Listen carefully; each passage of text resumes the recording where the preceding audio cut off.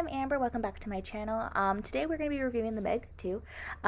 But I don't know how long this video is going to be just because I find it very hard to make 16-minute reviews on movies that are mainly based on like thrill and for humor and like are silly and goofy and all over the place. Those are just kind of for visual entertainment and for like the surround sound and just kind of having fun. My dog is going crazy over there. So I don't know how long this video is going to be just because of that.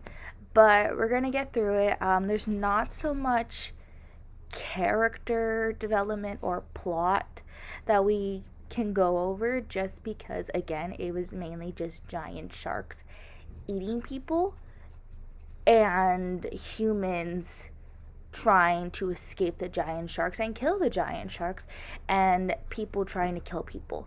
So yeah, I mean, and it's on the ocean. It's, very fast paced. There's a lot of just kind of in your face random moments just made to laugh. So we're just gonna do our best with it. The first movie, we meet Jonas, which I'm still laughing because I think Jonas Brothers every single time I hear that, and at the same time, it's the guy who plays him is from like Hobbs and Shaw. I don't know which one he is. I think he's Shaw, maybe Hobbs. I'm not sure. And he's I don't know the name of the actor, but he has a very deep British accent and just doesn't feel like it fits him all too well.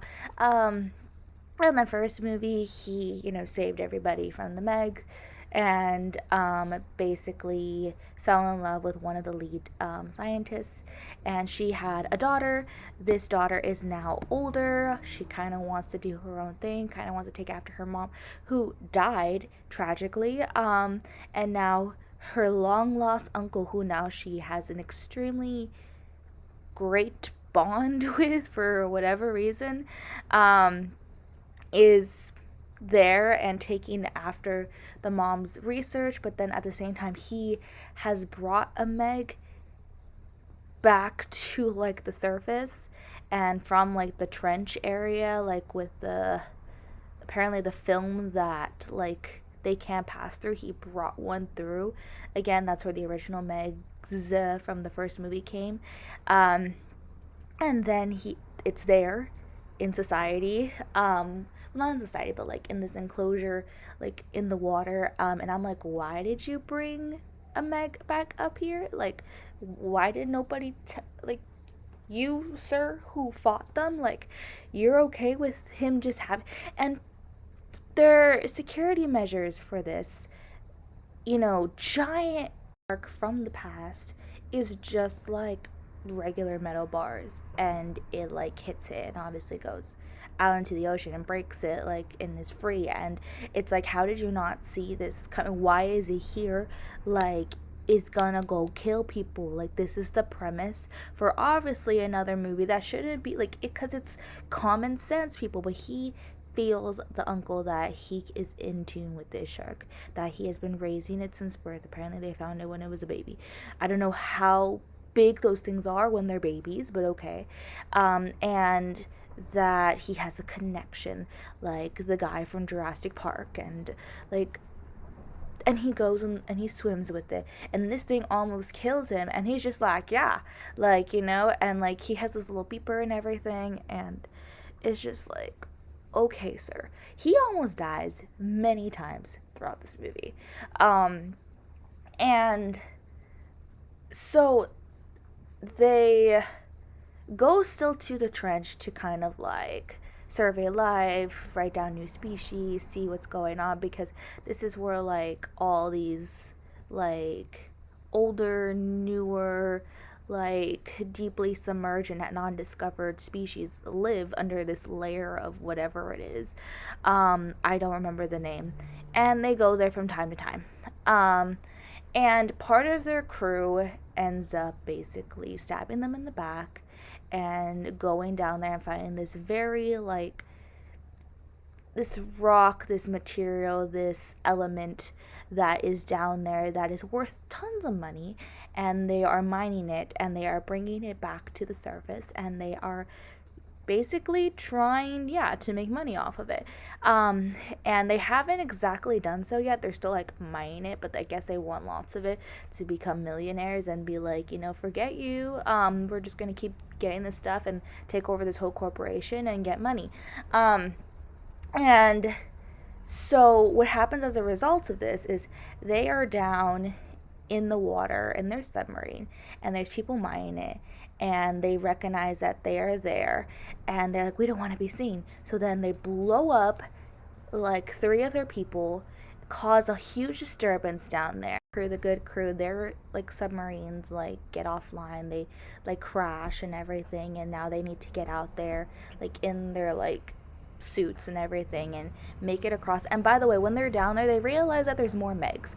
And I'm like, how did you know? Okay, maybe they did, but the way that they kind of were talking about, it's like, oh, there's Megs here. And I'm like, no duh. Like, did you think that you made them all, like there was only like 3 down there and you killed them all like up there? Like, you're just like, oh, there's more. And then the one that escaped ended up down there, and they didn't even question why this thing like was able to get through the film of whatever, of this layer thing. And then they were like, oh my goodness, she's here.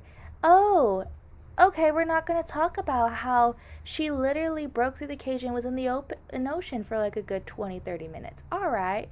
And when they were originally going down there, the shark was like following them, and that is like how the shark ended up there.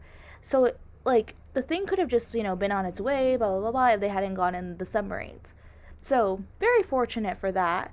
And now they discovered, oh, the shark wanted to mate, so now she's mating. And that's like, it's linked to the end because like, bear with me. And then yeah, so they're down there with the Megs trying to find their way out, and they have to go to like this basically other facility that they have to go and get up back to the real world and everything. And that is where the other people, basically that's their headquarters. They've been like kind of keeping it hush hush on the side, and like some of like the crew that like works with them like in the other place, like they're all connected, it's like this whole big thing, like have been like keeping it like on the down low and hush hush, like so that way nobody would like find out and everything. And they don't mainly go to this area, and like basically like there's subs there, and it's basically a separate section of like their whole, I don't even know what to call it, their whole corporation. Like there's several different like areas in the water where there's submarines and stuff, and they have their main area that they use and everything. But they're all like connected, and you can like get to one another, and like it's a big thing. It's like, okay. But yeah, and on the way some of them die because in the beginning there was like this flashback to, I don't know, 100 BC, where megalodons, you made a my dog tore apart a toy, where megalodons apparently attack T-Rexes on the shores of beaches, and there's these weird looking dino things that also live in the trench and now are like this big part of the movie and are like killing the humans, and like they're super fast kind of like dinosaurs that swim in the water and also like go on land, and they're like crocodile looking things and everything. And then when this explosion happened, apparently some megalodons got released. Some of these things got released. They get out, they kick a whole bunch of butt because they discover, oh my god, these people are mining things.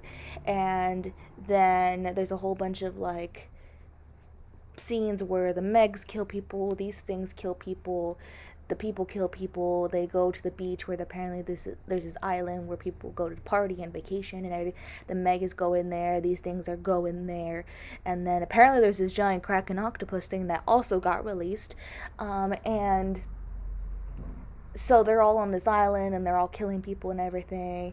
And then so they have to like kill these things, they have to get out of there. There's no phone service because the people are like, no, you cannot like let people know that we have in mind this thing, and like, no, it's gonna ruin our plan, we are going to take over the world and blah blah blah. And but there's also megalodons in the water, and like once they kill the people, I don't know what their plan is, like to go back in the water and like mine this stuff. Like clearly you do not know how to survive the Megs, and I do not know how you manage to survive the Megs mining this stuff, but okay. And then also like they had like people that was part of their crew that were apparently trained to like go in the water, and they were like the nerdy guy that was there, they were like hyperventilating, they were like no, and then like it just was like what. And he was one of the first people that died. And so yeah, and then obviously the daughter is there and everything, and she's like, I got this, I can do this, and then also is very scared and everything, but like is also not listening to her like adoptive dad, because that's like the guy that was, you know, with her mom and everything, and then her uncle, and she's like, yeah, uncle, and uncle doesn't know what he's doing, uncle's crazy, and where did this guy, you know, apparently the dad didn't like him and everything, so he was like off the grid, and then he came back once the mom died, and decided to take over this whole like mission corporation of hers, and I don't even know how he did that. He was like this is strange person. So yeah, and that's basically it. They just kind of like fight and kill sharks and all these epic scenes and stuff, and then at the end, one of the Megs, the original one that like escaped, that they were like breeding since they were a baby, like goes off into the ocean. It's the only one left, and I could have sworn there was two more, but like okay. And they were like, she might be pregnant, and they were like, yeah, but that's a situation for another time. I'm like, this thing is now in the water. Okay, all right, but all the other things are killed and gone, so that's great. And most of our crew is dead, and we're on this island, and that's it. Like I'm like, how are we gonna get off of here? Who are we gonna go tell? Like all the people that were trying to like kill us and mine this stuff, I think are dead. I don't know. So yeah, that's basically the movie. I might have repeated things a couple of times to prove points and filler, and we'll use it today.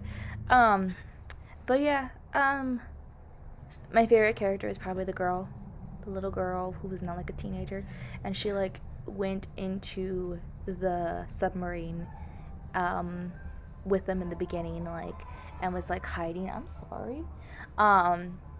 And obviously there's only like in those cases there's only enough air supply for like certain people, like, and then she escaped, and now they have to like give her some of the air.